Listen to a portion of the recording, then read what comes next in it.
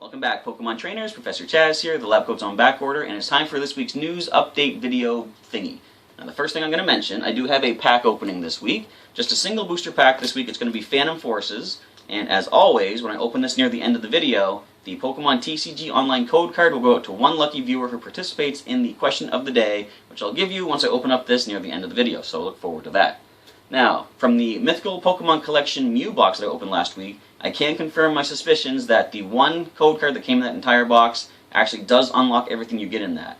So for that one code, because the TCG generation packs didn't have their own code cards, the one that came in behind the Mew card itself will unlock on the online version the foil full art Mew card, the 2 generation booster packs, as well as a set of new Pokemon 20 card sleeves, which I didn't even know about, which is pretty cool, some online sleeves. So last week's winner was a viewer by the name of Jake, and he confirmed via Twitter that you actually get all of those things unlocked with just a single code card.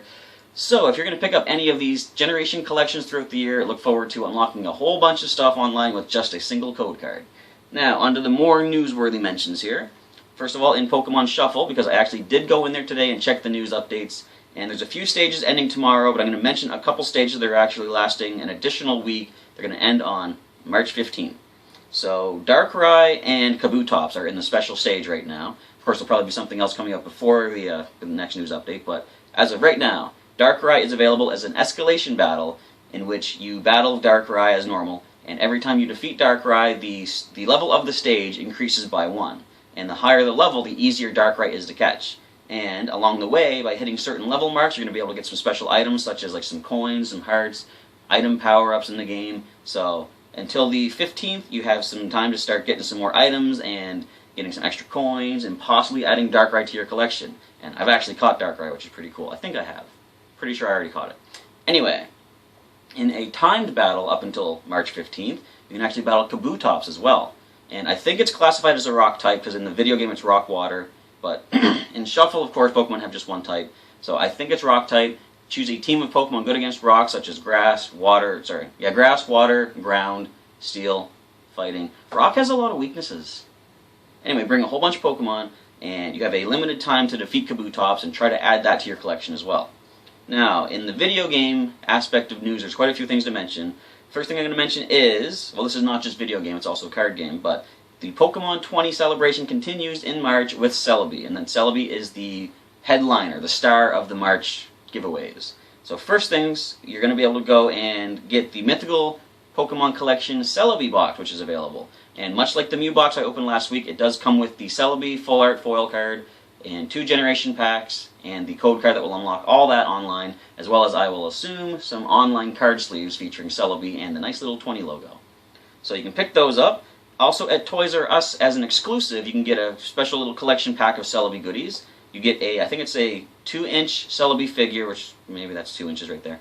You get a Celebi figure, comes with a Great Ball, and I think it says an 8-inch plush figure of Celebi as well. And as I said, that's exclusive to Toys R Us stores while supplies last.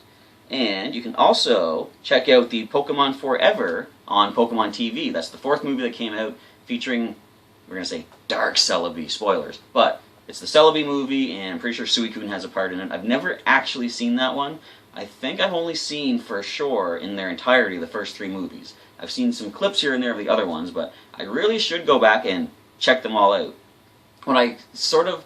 Now, I'm not saying I didn't like the movies, but if I didn't like something about the movies, it's the fact that they don't actually fit in with the timeline of the cartoon, because, like, in, Pokemon the Movie 2000, they make a mention that Articuno, Zapdos, and Moltres are unique species, meaning that there's just the one of them, it sounded like. And then later on in the Johto region, Ash and his friends encounter Articuno, and Ash says, "Wow, it's an Articuno," implying that there's more than one. So it kind of interferes with the mythology of the legendary birds from the movie, so they kind of don't fit perfectly. But, I mean, they're still movies, they're still standalone awesome adventures, so I should probably go back and check them all out. Anyway, all that being said, you can check out Pokemon Forever on Pokemon TV right now. Now, I should have mentioned this at the start because this is probably the bigger mention, but I guess saving it for the last isn't that big of a deal. So, if you go into your mystery gift option in Pokemon X, Pokemon Y, Omega Ruby, or Alpha Sapphire, you can download via the internet your very own Celebi. And I mentioned it last week, I'm sure, but I'm mentioning it again if you didn't know. The last month's giveaway was Mew, And for Mew, you had to go into a game store and pick up a special code card, which you could then redeem to get your Mew. Celebi is a lot easier to get. You just got to log in from anywhere you can connect onto the internet, go to the mystery gift option, download via internet, and you'll gain yourself a Celebi in your game. That's pretty awesome. The mythical Pokemon are starting to spread. Now, also in video game news regarding Pokemon Bank. As of right now, up until October 31st, if you log into your Pokemon Bank account, you can get the Regi brothers. That's Regi Ice, Regi Rock, Regi Steel, all with their hidden abilities. And these are special giveaways. So Regi Rock will come with the Sturdy ability, meaning you cannot knock it out from full HP with a single hit. And what is it? Regi Ice comes with Ice Body, so during a hailstorm, Regi Ice will slowly heal back some HP. And Regi Steel gets the Light Metal ability, which cuts its weight in half, making moves like, what is it? I think Heavy Slam and Low Kick not as effective because those are based off of the weight of the target. And, no, I think Heavy Slam is the weight of the user. What's the other move? Grass Knot. So, although you probably would never use Grass Knot on a Regi Steel anyways, if someone were to do that, this Regi Steel would take less damage. But Low Kick is actually a good one to have Light Metal for. So Low Kick is super effective. A very heavy Regi Steel would take a good amount of damage from that, but a light body Regi Steel would take like basically half that. So you can pick those up in Pokemon Bank. Just log into your account. You only get one giveaway of each of these Regi brothers for no matter how many Pokemon games you have synced to your Pokemon Bank account. A Pokemon Bank account itself only allows for one giveaway. So if you have 4 games synced up, you only get one copy of the Regi brothers. And if you do not have Pokemon Bank yet, it is a annual subscription fee for $4.99. If you purchase a subscription, you get a year's worth of use out of it, and you get, I forget, it's like, what is it, thousands of Pokemon you can store on there. There's like, I think 30 boxes at least, and each box can hold 30 Pokemon, so it's not thousands, it's close to 1,000 though, but there might even be more than 30 boxes. I don't know. I hardly use it for storage, but I use it for transferring and stuff. And of course, as they mentioned back when they did the big Pokemon Direct informational release, if you have Pokemon Bank, when Pokemon Sun and Pokemon Moon come out this holiday season, they will be compatible with that. You can send Pokemon from your Gen 6 games to the bank, download them into the new games when they come out, but you can also send your Pokemon from the Gen 1 games that have been re-released on the Virtual Console into the bank and send them down to Pokemon Sun and Moon as well. So if you don't have Pokemon Bank yet, it is definitely something good you want to pick up, and it's not that expensive either. $5 for a whole year's worth. Now, starting on March 15th, Season 15 of the online rating battles in the Pokemon, I think X and Y League plus the Omega Ruby Alpha Sapphire League, they are going to be starting up. And they're using the same, I know for sure Omega Ruby Alpha Sapphire is starting Season 15 because they're using the same regulations and format that the current Video Game Championship Series is using.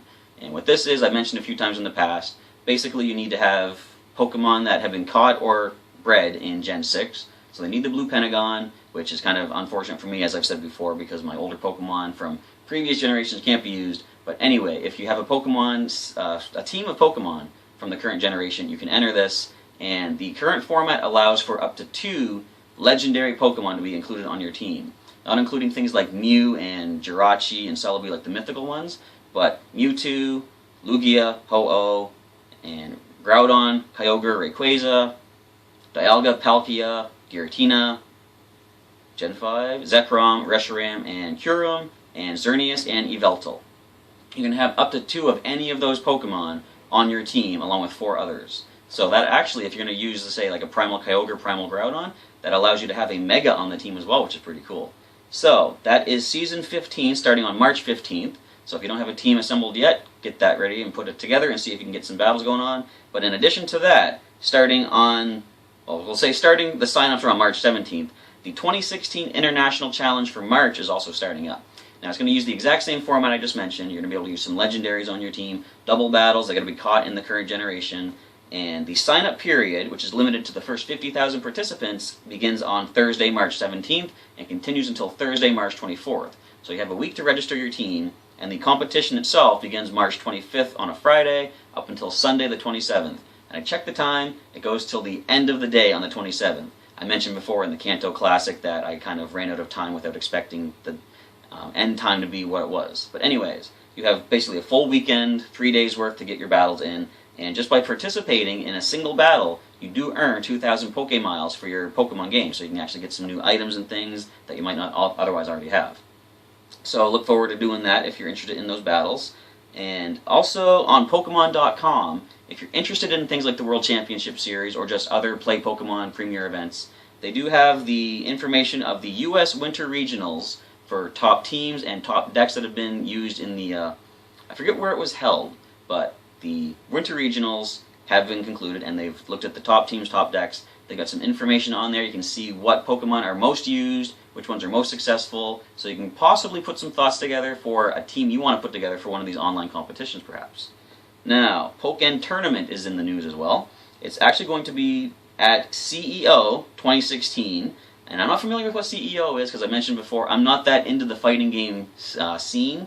I'd be interested in getting into it now that Pokemon's included because I'm more of a Pokemon fan than a fighting game, or a fighting game fan, and putting the two together is certainly a way to get me interested. But regardless, CEO is actually the second biggest fighting game event in North America, second only to EVO itself, and part of the Pokken Tournament Championship Series. It is going to be at CEO 2016 in Orlando, Florida, this June 24th to the 26th. So if you're in that area and you want to check out Pokken Tournament and get a chance to possibly find your way to the World Championships of Pokken Tournament, that's a way to go. You can possibly get some good prizes and get some information there. Now, the only other thing I'm going to mention is a quick recap of my participation in the Kanto Classic. Now, if you've seen on my channel over the weekend, I included the team builder on Saturday. I uploaded 3 of the battles I had on Sunday, as well as a closing thoughts at the end of it. And just a brief little sort of recap in addition to what I kind of forgot to mention there. I noticed I've sort of advanced, I think. I'd say I've improved quite a bit in my online battling thought process. Because originally I would like fall to, various Pokemon and stuff. I honestly didn't expect to do as well as I did in this Kanto Classic because, as I mentioned in the team builder, I didn't go too crazy with my strategies and stuff. Like, I clearly saw there was a big weakness to Psychic Pokemon on my team. I had 3 Pokemon weak to Psychic, and nobody resisted it. So I knew that was going to be a problem. If I really cared, I could have actually planned and brought some of my own Psychic Pokemon to resist it. But I was like, I want to use the Pokemon I want to use Pokemon I want to use, essentially. The ones that I would have more fun with. And for me to go actually 50%, half and half wins and losses, I'm quite impressed with myself. Because usually in a case like that, like the older Professor Chaz, I guess Professor Aid, would probably have been just devastated in a competition like this. I had so many awesome battles that I've saved videos of, and I can upload them, and I'll probably put them on my Twitter, so I'll put links to not links, but I'll put the actual video code number on my Twitter, and if you're interested in checking some of those out, just go into your Versus recorder, I think it's called, in the game, and you can input a code and watch some of these battles, and I had a lot of fun with these, and as I say, I've noticed I've improved in my play style. So this is actually going to lead into the question of the day this week, which I will give right now before getting into the pack opening. Question of the day for this week's video is, what is your preferred play style in Pokemon, in either the video game or the TCG? And when I say that, it's kind of a vague sort of a question, but play style is, for example, do you like to have a slow but bulky, physically offensive Pokemon, perhaps, like say a Snorlax? Or do you like to have fast Pokemon that can hit really hard? Or do you like things like status conditions? Stall the opponent out with, say, Toxic, Leech Seed, which I use with my Venusaur. And there's all these different play styles. In the TCG, do you like going for Powerhouse EX Pokemon that power up quickly? Or do you prefer things like Hypnotoxic Laser and Verbank City Gym, getting some status conditions and draining the opponents out that way? So there's all these different kinds of play styles. It's sort of a vague question, but if you have one solid way you like to play either of the video game or the TCG, just leave that in a comment down below. Use hashtag QOTD and let me know your preferred play style, and you will go into the running for the code card to be drawn on Sunday, I'm going to say the 13th of March, if I did the math right in my head.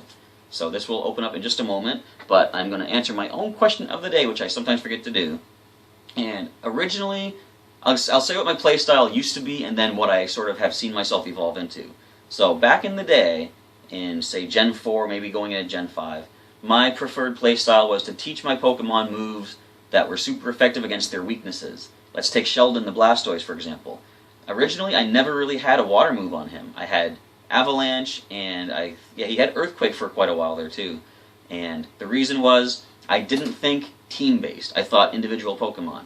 If Sheldon was in battle, and the opponent sent in a Jolteon, for example, Scald, or Scald is what he has right now. Scald wouldn't really do that much to that Jolteon, at least not as much as an Earthquake would.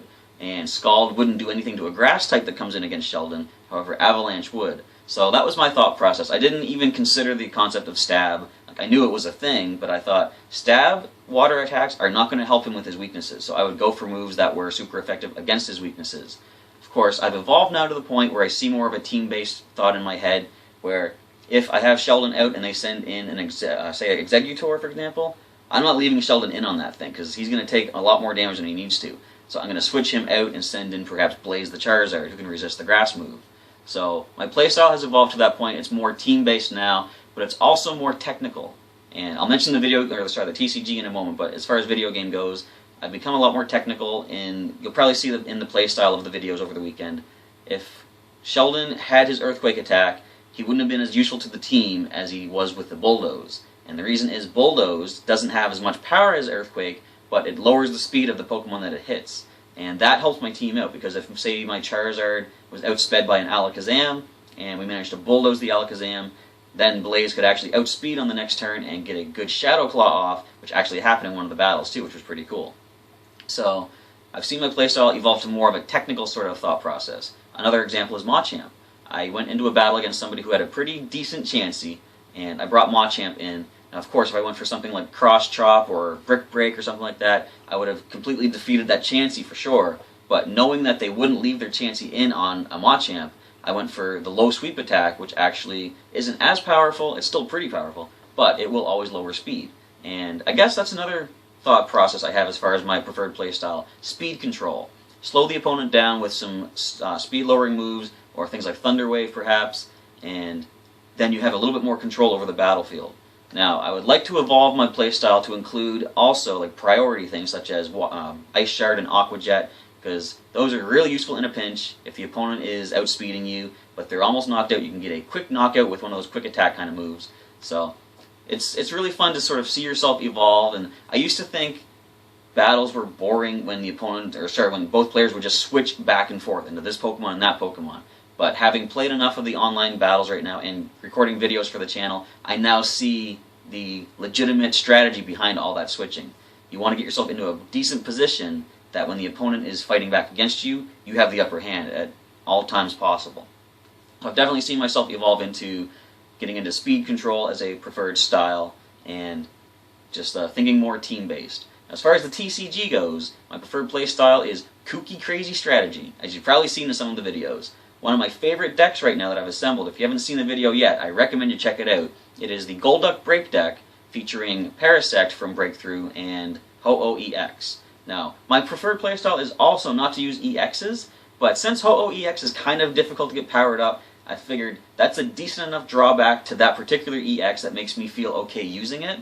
And not that I don't feel okay using EXs, it's just I like the challenge of lesser powerful Pokemon, you know? I gain more of a thrill of victory when I win without using the powerhouses.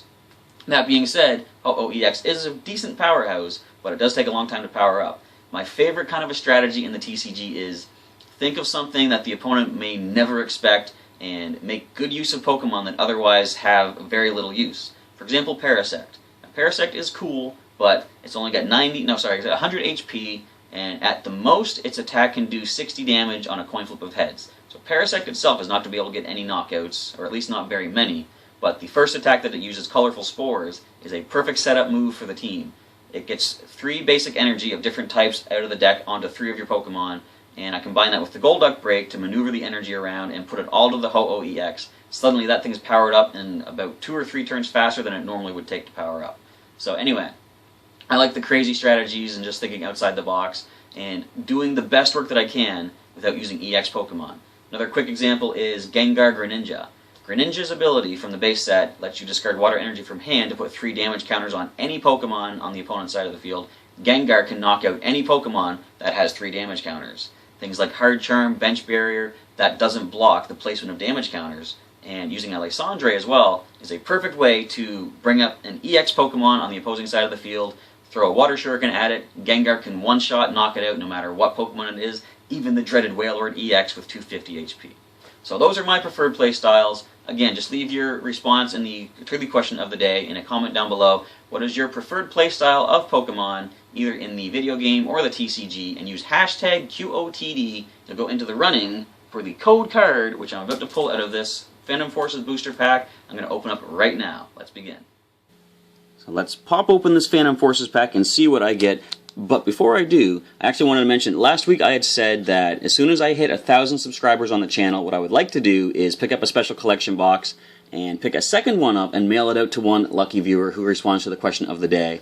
And I'm still going to do that. However, I've decided with every month providing a new Mythical Pokemon collection coming out, what I would probably like to do every month that I do hit another 100 subscribers, so for example as soon as I hit 600, I would like to pick up the collection box of that month and do an unboxing and give that code out to viewers as well. So, consider that maybe incentive to subscribe to the channel if you want. If you don't, no big deal. I just like that you come back and check out the videos, but that could be something that I want to do as a giveaway.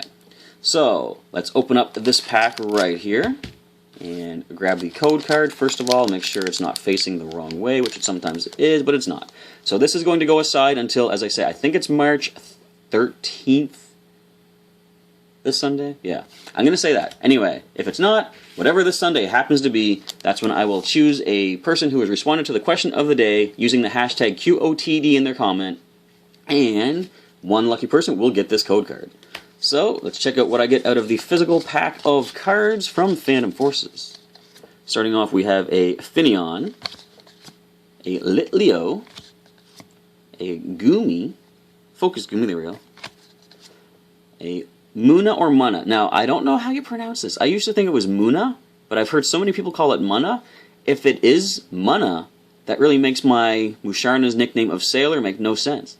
Anyway, I'm getting off topic, but I thought it was Muna. I called my Pokemon Sailor. Sailor, Muna, get it? It's funny. Anyway, her name is Sailor now. And we have a Fletchling. Now, uncommon cards are starting with a Furfrou with, I don't know what style of fur haircut that is, but it's blue. It's a star, and it's got tight jaw and sharp fang. The other uncommons are, ooh, Trick Coin. I'm going to make use of you, hopefully, in tomorrow's TCG online video. I definitely need to power up that Luxray break somehow. And we also have a Zweilous with a Slam Attack. The reverse foil card is going to be a Screaming Fit Whismur. Both active Pokemon are now confused. And the rare card of the pack shall be a Venomoth with Dizzying Wind. Whenever your opponent plays a trainer card from his or her hand during his or her next turn, your opponent flips a coin. If tails, that card has no effect. Your opponent still discards that card. Now, I know there was some confusion about what this means because stadium cards are trainer cards. And when you play a stadium card, it stays in play and doesn't discard. However, this indicates that you do discard it. Now, from what I've read, I actually did some research on this. When Dizzying Wind takes an effect, if the opponent plays a stadium and there's a stadium in play, you do discard the active stadium. Then they flip a coin. If they get tails, they then discard their own stadium. I think that was the ruling back when it was first brought up. It might have changed since then, I don't know. But if that's true, that's a simple, quick way to get rid of stadium cards. Anyway, the other attack, Noxious Scales, does 50 damage, and your opponent's active Pokemon is now confused and poisoned. Not bad. Getting 2 special conditions off in a single attack is actually quite good. Well, that is the pack opening. And once again, the question of the day is, what is your preferred playstyle in Pokemon, either in the video game or the TCG, or, if you want to answer, both? So just leave your response to that question with a hashtag QOTD in your comment. Just drop that in the comment section down below, and on Sunday, everyone who has done so will go into the running for the TCG online code card for the Phantom Forces pack. With that, we end off this video. Come on back to the channel tomorrow to check out the TCG online match of Luxray Break, and see how well we can do getting that into battle and powered up for the Wild Fury attack. With all that being said, we're going to end off this video. Thank you everybody for checking out the news update today, and I'll catch you next time.